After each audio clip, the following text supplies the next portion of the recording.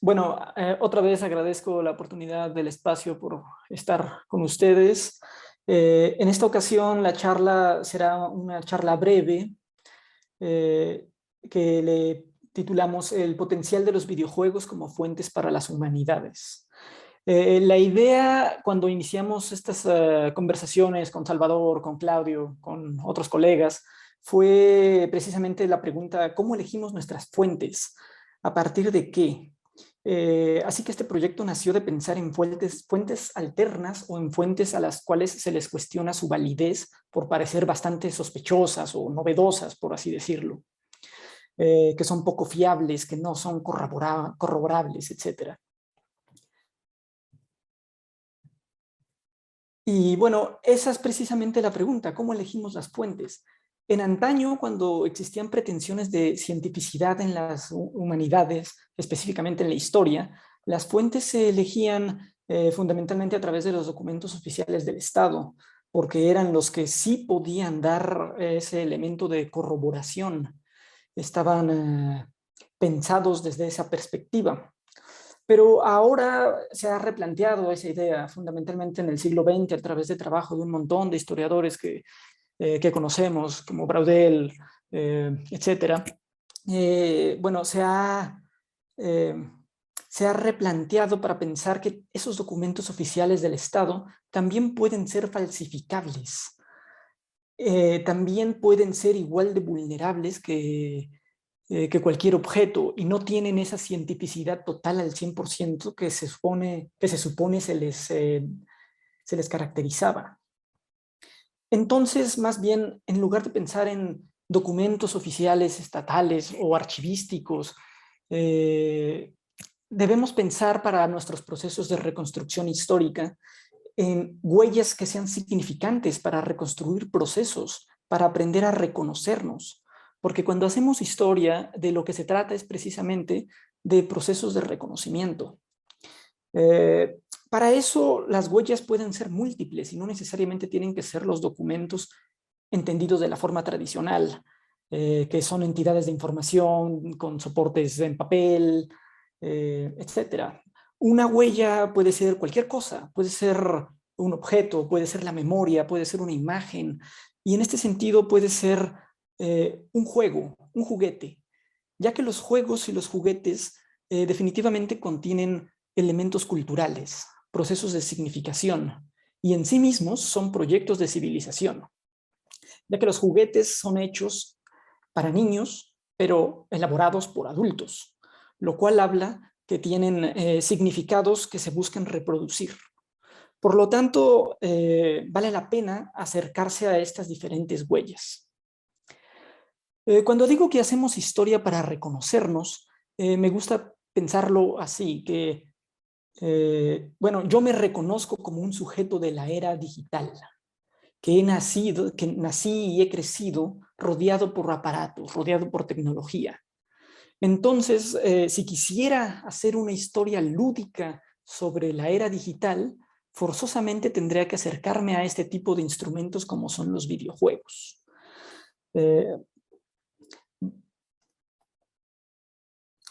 Para hacer una breve síntesis rapidísima de la historia de los videojuegos, hay que mencionar que son bastante más antiguos de lo que se piensa. No son apenas de los años 90, como usualmente se suele considerar, sino que los videojuegos en realidad surgieron desde los años 50.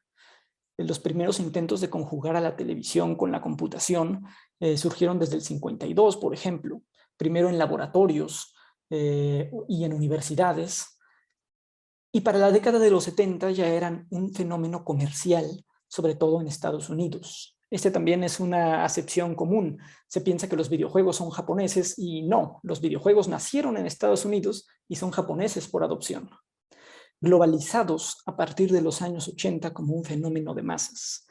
Eso es lo que les ha dado esa capacidad de acción en cuanto a que se han convertido en un producto altamente circulado y consumido dentro del mundo capitalista.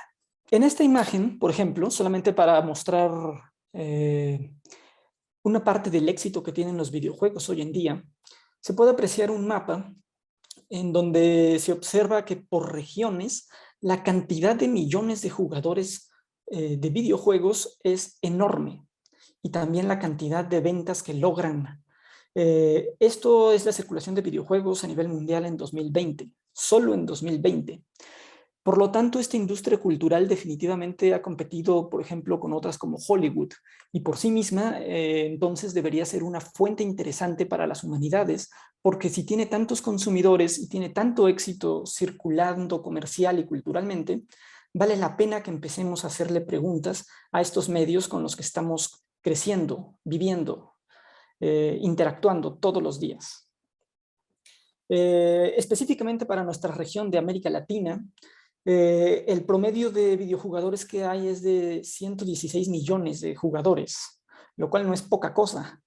Es casi toda la población total de México y por ahí bastantes veces la de Chile.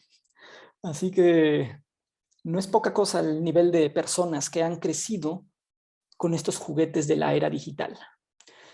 Y estos juguetes nos informan, como he comentado, nos dicen, porque son pensados desde industrias culturales para reproducir nociones como las del consumo, como las de la alienación.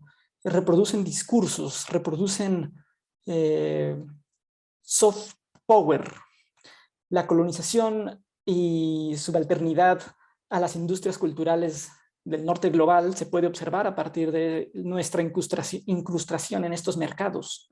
América Latina no produce videojuegos por sí misma o no a una gran escala, pero definitivamente está inmersa en sus dinámicas y es un cliente totalmente integrado a este mundo.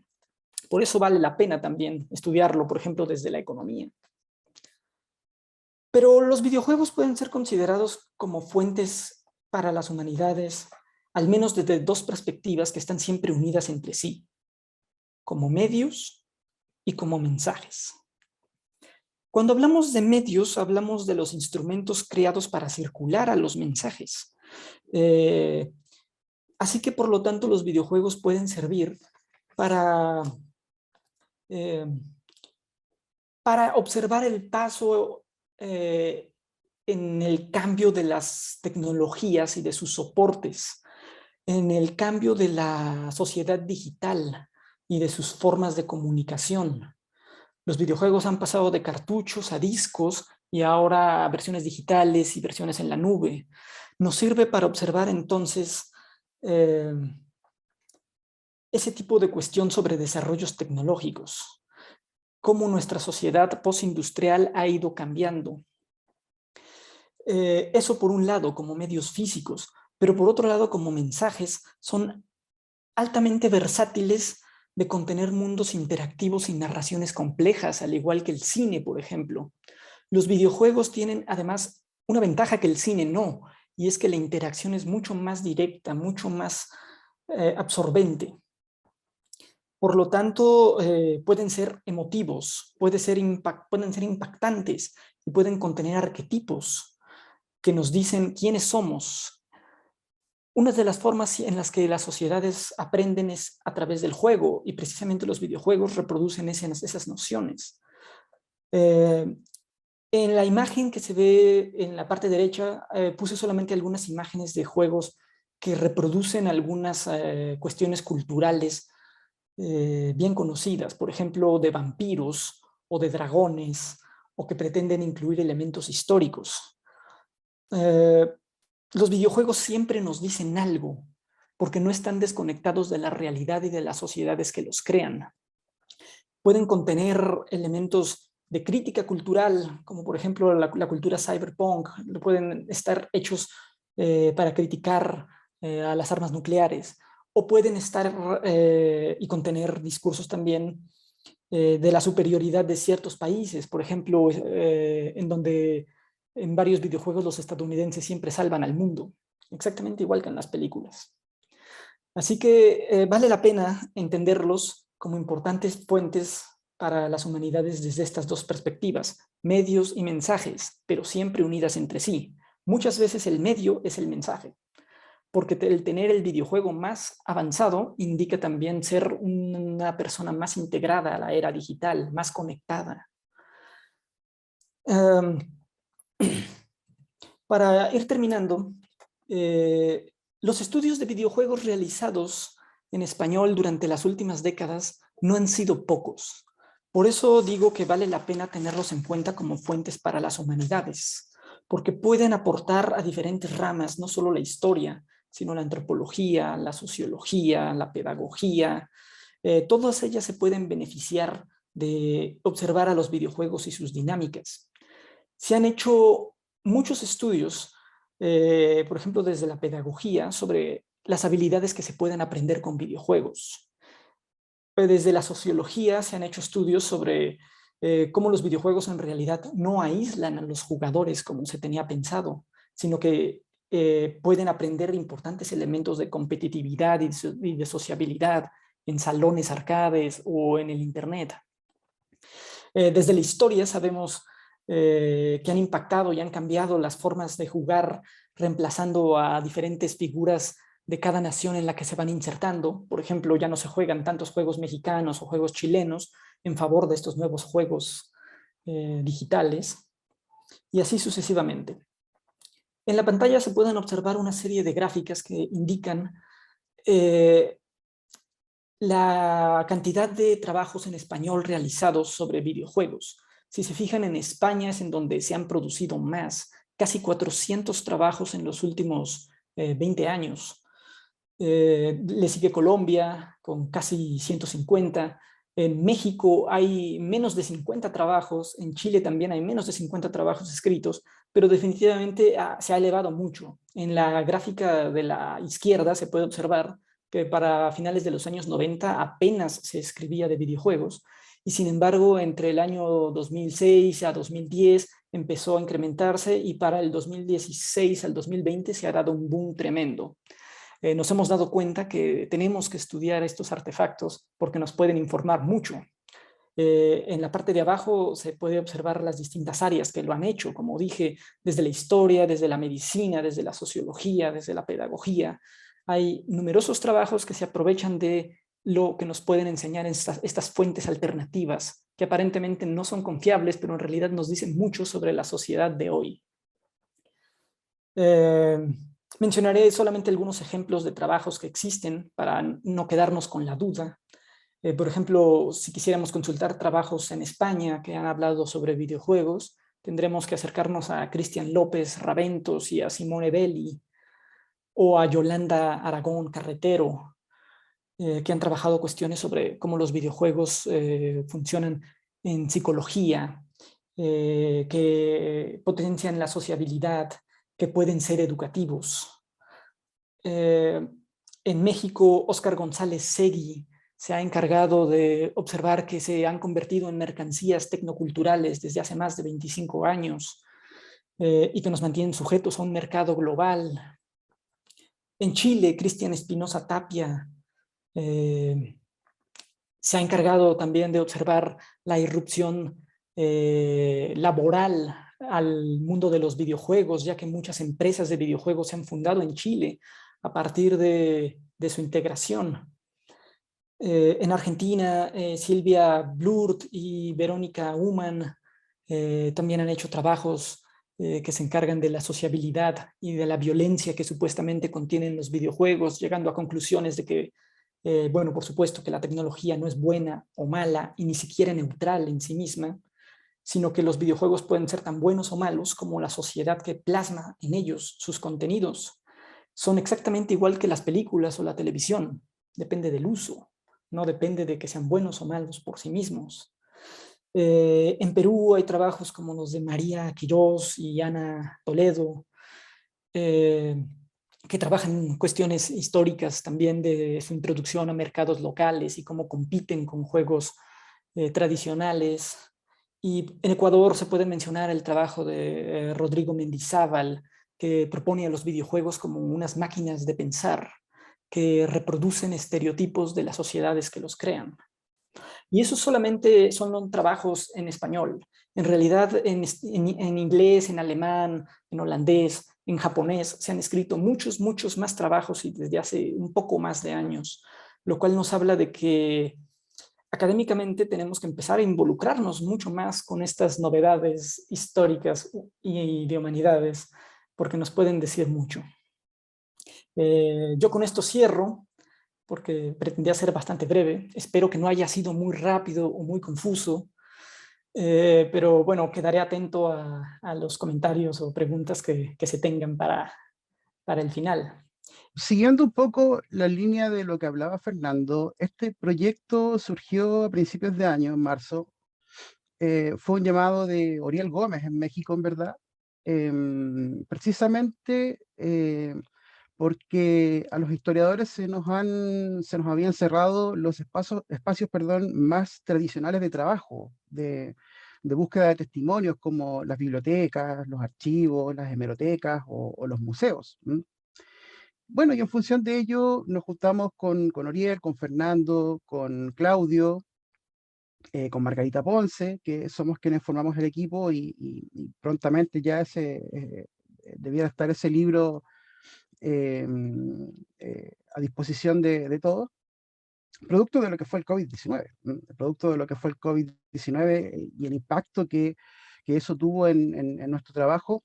Y la pregunta, como bien dijo Fernando, era, tenemos que diversificar la matriz testimonial, ver cómo podemos utilizar otros dispositivos para poder hacer reconstrucción histórica. Así como Fernando había propuesto videojuegos, Claudio había propuesto la ciencia ficción, em, eh, Margarita recuerdo que propuso ahí la performance. Bueno, yo dije, ¿por qué no cómics y novelas gráficas? Veamos eh, cómo, cómo lo puedo abordar desde la historiografía, cómo puedo ocupar estos dispositivos como testimonio y presentarlo en un cuerpo coherente para este libro. Entonces, en función de lo mismo, lo abordé en base a una doble vertiente metodológica. Eh, Primero desde la historia intelectual. ¿Y por qué de la historia intelectual? Aquí viene un poco la subjetividad del propio investigador. Bueno, como les comenté en la presentación, historia intelectual es más o menos a lo que me vengo dedicando como investigador este último tiempo. Sin ir más lejos, cuando me pilla este trabajo, yo estaba redactando un trabajo sobre Gramsci y su concepción del materialismo histórico, y un poquito lo tuve que dejar de lado para pensar este proyecto. Además, vengo dando seminarios también de historia intelectual a nivel de posgrado en magíster, así que dije, ¿por qué no desde ahí? Y por cierto, la segunda vertiente tenía que ser la teoría del cómic, porque más allá de ser lector de cómic y novelas gráficas, teóricamente no había indagado en cómo se construían, cómo se elaboraban. Entonces, básicamente, ahí tuve las dos vertientes para poder elaborar metodológicamente el escrito final que va a ir en ese libro.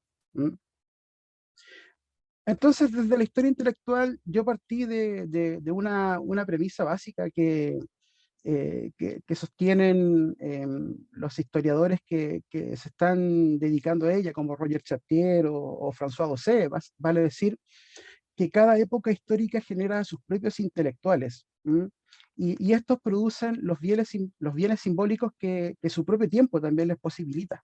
¿M? Eh, Eso quiere decir que no debemos restringir al intelectual a necesariamente el productor de textos escritos. ¿M? También podemos agregar a la música, a la pintura o el cine dentro de lo que son los bienes simbólicos que producen los intelectuales.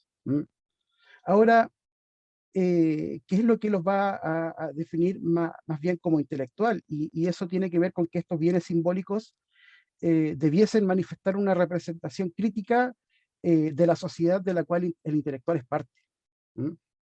Tiene que haber una representación crítica de esa sociedad y particularmente la sociedad de la cual el intelectual forma parte. ¿Mm? Partí de esa premisa, entonces empecé a ver teóricamente cómo puedo sustentar esto, cómo puedo encontrar un intelectual en un comicaturista. historietista, como se denominan a las personas que elaboran cómics y novelas gráficas. Bueno, y primero partí por Gramsci. Bueno, coherentemente estaba en ese momento trabajando sobre Gramsci. Entonces, Gramsci dice que el intelectual no se define por su trabajo en específico, sino más bien por la función social que cumple. ¿Qué quiere decir esto? Que todas las personas, independientes de la labor que realizamos, eh, conjugamos tanto esfuerzo esfuerzo físico como esfuerzo intelectual. Tanto un obrero de una fábrica, un guardia de seguridad, así como un profesor o un médico, un burócrata, todos de un modo u otro, para ejercer nuestra labor, necesitamos del esfuerzo tanto físico como intelectual. Por supuesto que hay labores que requieren de mayor esfuerzo físico y otras labores que requieren de mayor esfuerzo intelectual. Pero eso no debiera o más bien definir un intelectual, decía Gramsci, sino que es la función social que cumple, más que la labor que ejerce. Y esa función social parte por una vocación pública. Es decir, todo quien pretenda ser un intelectual, su trabajo necesariamente tiene que ser público. Tiene que estar dirigido a ser consumido, a ser leído, a ser observado o a ser escuchado por el público masivo. En ese sentido, la representación que un bien simbólico tenga que produce un intelectual necesariamente debe estar dirigido al público, a un público amplio. Pero con eso todavía me faltaba un poco. Con eso me estaba aproximando a la construcción del sujeto intelectual para esta figura del comicaturista o incluso del dibujante de cómics, puesto que ellos se separan entre guionistas y dibujantes. Edward Said planteaba que para producir una representación, los intelectuales deben producir representaciones que además cuestionen las verdades de una época. Para darle más sustento, no solamente basta con que el trabajo sea público, sino que además la representación tiene que tener un cuestionamiento a las verdades de una época. La actitud de un intelectual siempre debiese ser crítica respecto del poder y de los grupos sociales que lo detentan. Y por cierto, Said también considera que un intelectual debiese identificarse con los grupos sociales que padecen abusos, prejuicios, exclusiones, persecución, etc. Entonces, conjugando estos elementos que plantean Said, Gramsci, Chartier, Dosé, me empecé a preguntar, bueno, en realidad, ¿por qué no novelas gráficas como estas? Como V de Vendetta o Watchmen. Los elementos que ellos plantean están presentes en estos trabajos.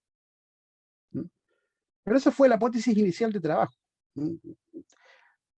A medida que fui indagando, me di cuenta que no me bastaba solo con la teoría de la historia intelectual para poder realizar el análisis de este tipo de bienes simbólicos, como son los cómics. Entonces me fui adentrando a la teoría del cómic. La teoría del cómic, y aquí yo me encontré con cosas verdaderamente maravillosas. Era un mundo que yo no conocía y que hay académicos provenientes de la teoría del arte, de la arquitectura, de la semiótica, que abordan cómics. Curiosamente, España es uno de los países que más ha producido, digamos, literatura abordando este fenómeno coherentemente con lo que nos decía Fernando en su ponencia anterior.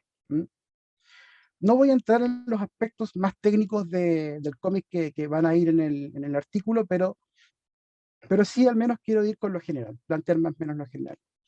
Me parece que dentro de los teóricos del cómics, Will Eisner planteó dos puntos que yo encontré muy interesantes para poder abordar y poder considerar además a los comicaturistas como intelectuales. En la década del 80, él escribió un ensayo que se llamaba El cómic o el arte secuencial. ¿Mm? Y en ese ensayo, Eisner proponía que, o más bien le hacía una crítica a los comicaturistas eh, por preocuparse más bien de producir historietas que solo sean para el consumo de venta de niños. ¿Mm? Eisner decía que el cómic debía madurar y para eso debía escribir o narrar más bien historias maduras para que así fueran también consumidas por personas adultas. ¿Mm? Y desde ese punto de vista, él escribió la primera novela gráfica, ¿Mm? Que se llama Contrato con Dios, que es una novela que aborda 4 historias distintas en la ciudad de Nueva York sobre una comunidad judía y su relación que tienen ahí con su religiosidad, abordando diversos problemas sociales del Nueva York de la época, ¿no? Y de la comunidad judía en particular ahí que presenta Einstein. ¿No? Lo interesante acá es que la novela gráfica se convirtió en un buen espacio para que los comicaturistas empezaran a ensayar estas historias más maduras en donde la realidad comenzó a permear la ficción. Vale decir, ocupar elementos de la realidad para construir esas historias ficticias.